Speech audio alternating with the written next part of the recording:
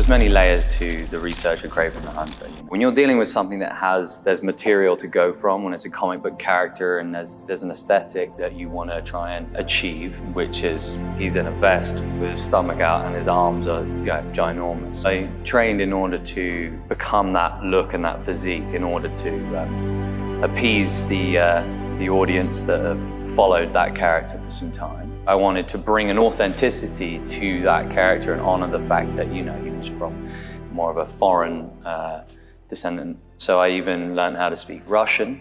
Sergei Kravenov, as he's also known as, is from a long line of hunters, traditional hunters, and highly skilled, trained hunter in the wild. So there was a sense of actually wanting to understand the kind of ethos behind that. There's, subsequently a couple different hunters. You got trophy hunters, right? And then you have this other kind of conservational hunter who is sort of more about the balance of nature and the sort of harmonious connection, but also maybe living off the grid and with an ancestral sort of way of living and eating and a sort of survival kind of mode. So, I was really interested in bringing that kind of ethos and sort of that connection to this character. I feel like he's a sort of a spiritual, connected person who is in this sort of family that embodies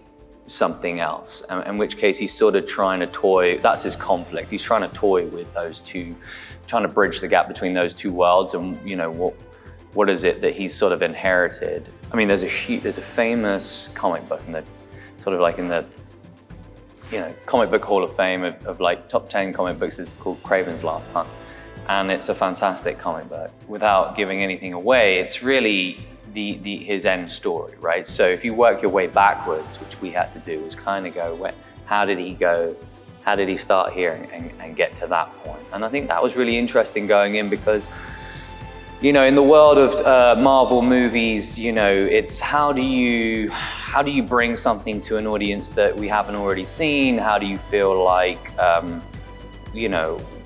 we wanted to root this movie in reality and make it sort of earthy and relatable. And I think that's a challenge, by the way. I think that's kind of ultimately why I had signed on, and also J.C. Shandor, who done, A Most Violent Year, Margin Call, and many other great movies. And I think there was something beautiful with that. I mean, I get to work with Russell Crowe, and he brings such a weight to his performance always.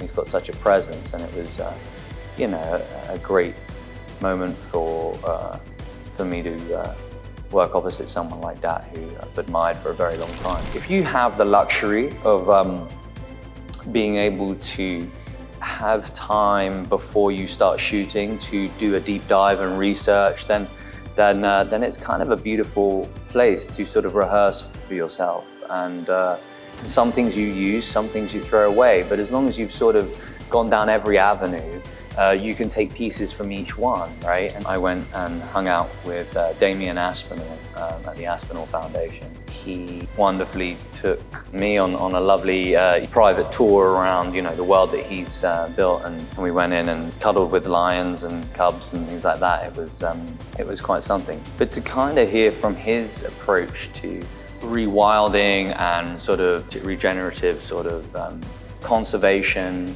is so moving. I mean, he's a remarkable human being who's done loads for silverback gorillas and lions and elephants. It's just interesting because he is a punk, right? He's this sort of anarchist, sort of like person who is fighting against the system, the government, zoos, trying to shut down certain things that he doesn't believe in. This role demanded a lot of physicality, it demanded a lot of action, there's a lot of stunts involved. I had a fantastic stunt team, I had a wonderful stunt coordinator. We would collaborate a lot, I would love to get involved, I love to, I come from a sort of dance background and I love movement and choreography, so All those things I really want to embody when I'm doing the job. Kraven was one of those amazing movies where we all became a super tight family.